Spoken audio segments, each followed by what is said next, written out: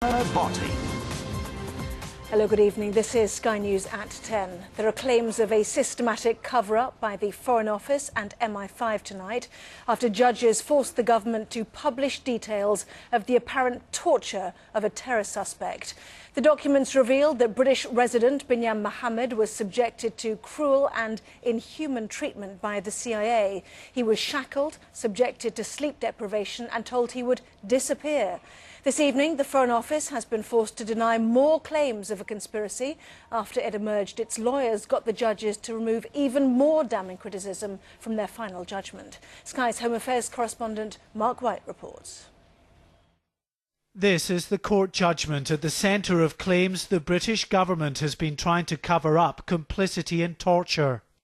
7 key paragraphs had been kept secret. Now they're available for all to see, documenting some of the mistreatment suffered by former Guantanamo detainee Binyam Mohamed. It's a year since he was freed from custody and arrived back in the UK, claiming British intelligence knew he was being abused. Some of the release paragraphs, covering a period shortly after his detention, state Binyam Mohamed had been intentionally subjected to continuous sleep deprivation. Threats and inducements were made to him. The stress brought about by these deliberate tactics was increased by him being shackled in his interviews.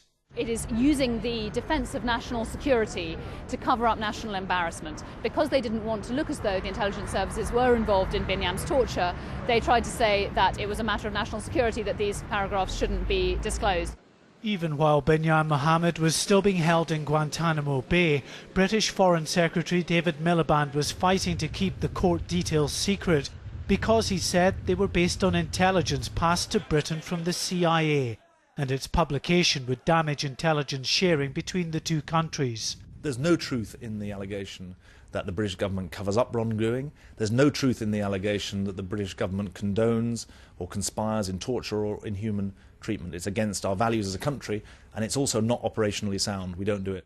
The British government insists its prime motivation throughout this lengthy legal process has been to preserve the relationship between Britain and America when it comes to intelligence sharing. But for Binyam Mohamed and his supporters, the whole episode reeks of a cover-up. And they say they're more determined than ever to expose what they believe was British complicity in the former detainee's torture. Indeed, there is renewed pressure on the government tonight following the revelation the appeal court watered down some of the more critical references to MI5 in its ruling. A government lawyer wrote to the court arguing that certain references would be exceptionally damaging, including the line, "The security service does not in fact operate a culture that respects human rights." That was removed from the final judgment. However, the appeal court has now given other interested parties till Friday to raise any complaints. Mark White, Sky News. We're live to our chief political correspondent John Craig at the Foreign Office. Pretty damning accusations of a cover-up there, John, and now concerns from the White House too.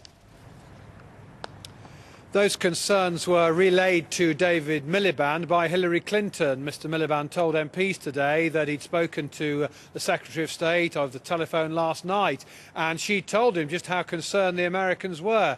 Now, that letter that was written, this is the letter that was written by Jonathan Sumption QC to the judges, to the Master of the Rolls and the other top judges in the appeal court. That has led to accusations from Binyam Mohamed's supporters of not just jury nobbling but judge nobbling, claims that the government lawyers try to influence the Court of Appeal.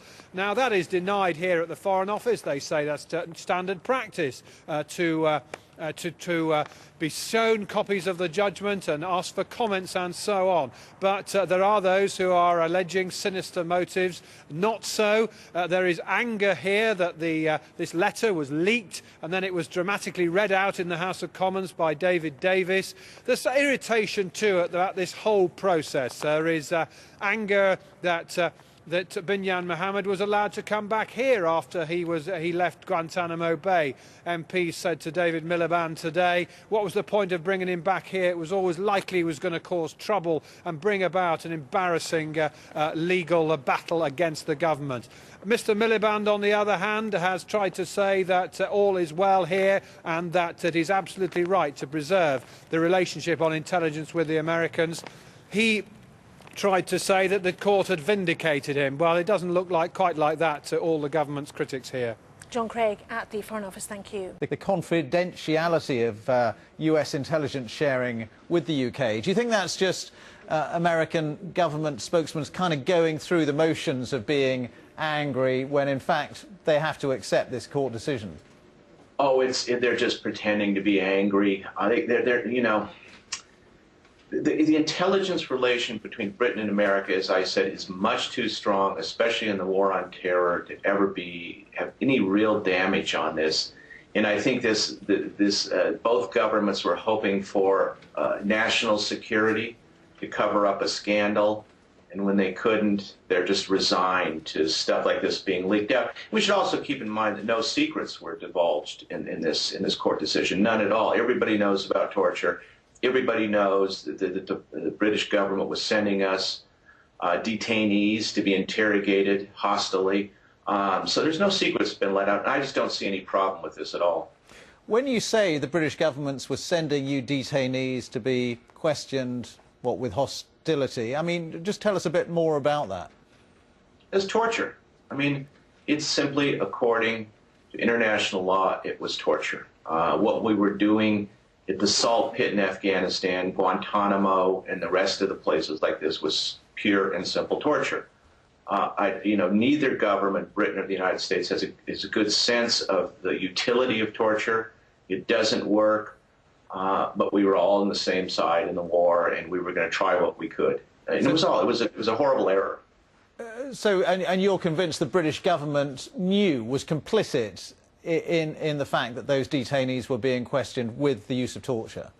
What I can say is if I knew about the torture and I'm outside the CIA, I just can't imagine the British government didn't know what these people were being subjected to, waterboarding and the rest of it. Those kind of details are rarely hidden between two allied governments. That was Robert Baer, a former CIA field officer, speaking to me just a little bit earlier on.